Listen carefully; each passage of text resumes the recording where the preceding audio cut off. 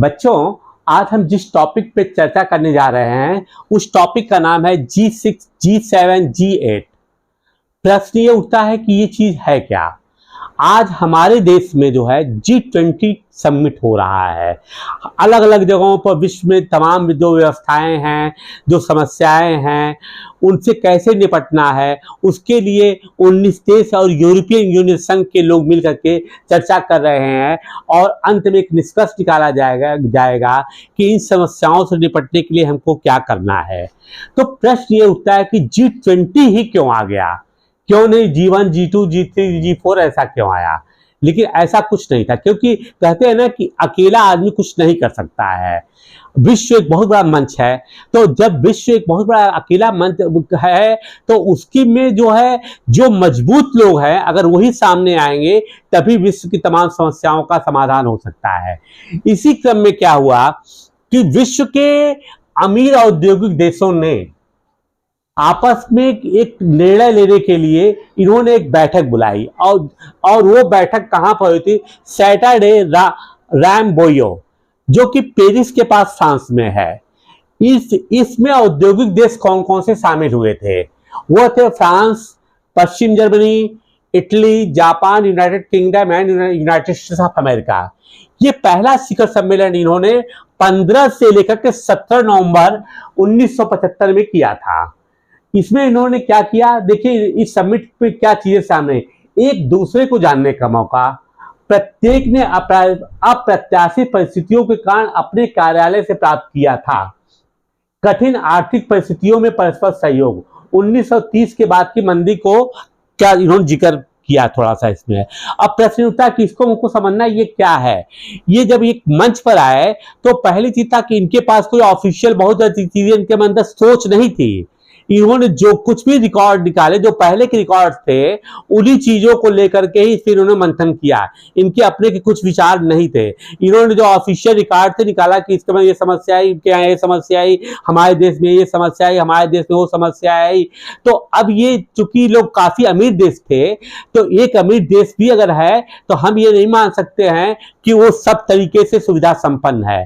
तो इन्होंने पहले परस्पर सहयोग की बात किया कि हम लोग आपस में सहयोग करेंगे तो और तेजी से विकसित होंगे। और चूंकि ये एक समय था जबकि बहुत तेजी से औद्योगिकरण की स्थिति बहुत ऊंचाइयों की तरफ जा रही थी, ठीक है। अब लेकिन एक चीज इंटरेस्टिंग बात यह है कि 1930 में एक बहुत बड़ी आर्थिक मंदी हुई थी, लेकिन इन लोगों ने इस चीजों को ओवरलुक कर दिया। क्यों? क्योंकि बहुत पुराने जमाने की बात हो गई थी, क्योंकि उसी बीच में जो है वो सेकेंड वर्ल्ड वार हो गया, वर्ल्ड का पूरा सिनेरियो चेंज हो गया। अब जो जैसे जापान को आप ले लीजिए, जापान और United states America second world war में दुश्मन थे, लेकिन जापान ने अपनी गिरती अर्थव्यवस्था को भी संभाला और विश्व की अग्रणी अर्थव्यवस्था बन गया। ठीक, ये था G6। अब आज के दिन में G6 का कोई अस्तित्व तो नहीं है। अब दूसरी चीज आती है G7। G7 क्या हुआ? Group of 6, group of 6, group of 8। G7 में क्या हुआ कि एक नया देश सामने आया, वो था कनाडा। ये 1976 में इस ग्रुप में शामिल हो गया। तो अब ये G7 होगा, 7 कंट्री से हो गए। इसका कोई हेडक्वार्टर नहीं है, लेकिन अब आप देखिए कि ये कितने मजबूत हैं कि देश केवल 7 हैं, लेकिन वर्ल्ड की इकोनॉमी, विश्व की अर्थव्यवस्था या विश्व की संपूर्ण जो संपत्ति है, इसका 62% इन देश के पास है। इससे अनुमान आप लगा सकते हैं कि ये कितने अमीर हैं। और इनके अमीरी के पीछे मुख्य कारण क्या था कि इनका औद्योगिकरण ही इनकी अमीरी का मुख्य कारण रहा है। दूसरी बात क्या है, अब जब ये लोग आ गए हैं सामने, तो अब इनका जो है चिंतन का विषय बदल गया।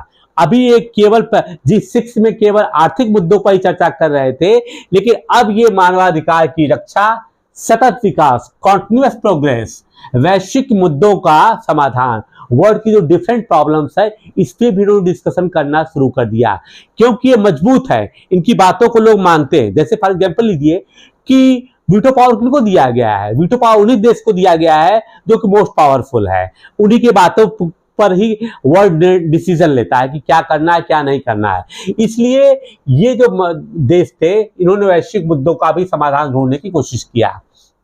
G7 के जो फर्स्ट समिट हुए थे, मतलब प्रथम सम्मेलन था, वो हुआ था पुर्टो रिको, यूनाइटेड स्टेट्स ऑफ अमेरिका में हुआ था।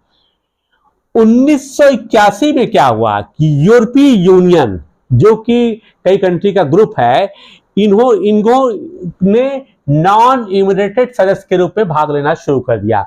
मतलब कॉन्स्टिट्यूशन इनको जगह नहीं था, इनको ऐसा कुछ नहीं था कि इनको बुलाया गया था, ग्रुप के अंदर बुलाया गया था इनके, लेकिन ये इसके बियॉन्ड जा करके इन्होंने भाग लेना शुरू किया। क्यों लिया? क्योंकि यूरोपीय यूनियन भी बहुत रिचेस्ट एवं बहुत धनी संस्था है। इसके जो देश का जो लोग भी इस ग्रुप में शामिल हैं वो काफी धनी हैं, और ग्रुप 7 तो धनी देश है, अमीर देश ही है। इसका 49वां शिखर सम्मेलन जो है इस वर्ष 19 से लेकर के 21 मई 2023 में हिरोशिमा जापान में होगा। वही हिरोशिमा जिस पर कि 6 अगस्त 1945 को अमेरिका ने एटम बम गिराया था। अब आता है कि G8 क्या है। G8 1997 में, चूंकि ये सब देश काफी धनी थे, रसिया भी तो वर्ल्ड का मोस्ट पावरफुल कंट्री है, आप देख सकते हैं यूक्रेन वार से कि नाटो ऐसे देश उसके सामने नहीं आ रहा है, इतने देश मिलकर के भी। 1997 में रूस को भी इसमें शामिल कर लिया गया। अब जब ये शामिल हो गया तो 6 से 7, 7 से 8 हो गया, तो now it became G8 group of 8। लेकिन 2014 में क्या हुआ कि रसिया ने जो है अटैक कर करके जो यूक्रेन का पार्ट था क्रीमिया उसको एनेक्स कर लिया, उसको अपने देश में मिला लिया, यूक्रेन के इस पार्ट को। इससे क्या हुआ कि ग्रुप 7 के जो ग्रुप 8 के और जो देश थे, मतलब टोटल अदर 7 कंट्रीज, वो लोग बहुत नाराज हुए। उनको लगा कि ये वॉर सिनेरियो को चेंज करने की कोशिश की जा रही है और जो है इंटरनेशनल लॉ का उल्लंघन किया जा रहा है। उन्होंने कहा कि भैया तब तुरंत हम रसिया को हटा देते हैं। अब फिर क्या हो गया, ये G8 फिर से G7 हो गया। उसका कारण मैंने आप बता दिया है कि क्रीमिया का एनेक्सेशन, मतलब क्रीमिया का उन्होंने विलय कर दिया। बच्चों, हमने आपको G6, G7, G8 फिर आगे जो G7 बन गया है उसके बारे में छोटे में ही, लेकिन जो मुख्य जानकारियां है उसको देने की कोशिश किया है। अगले वीडियो में किसी अन्य टॉपिक के साथ आपके सामने आएंगे। टिल देन बच्चों, बाय बाय।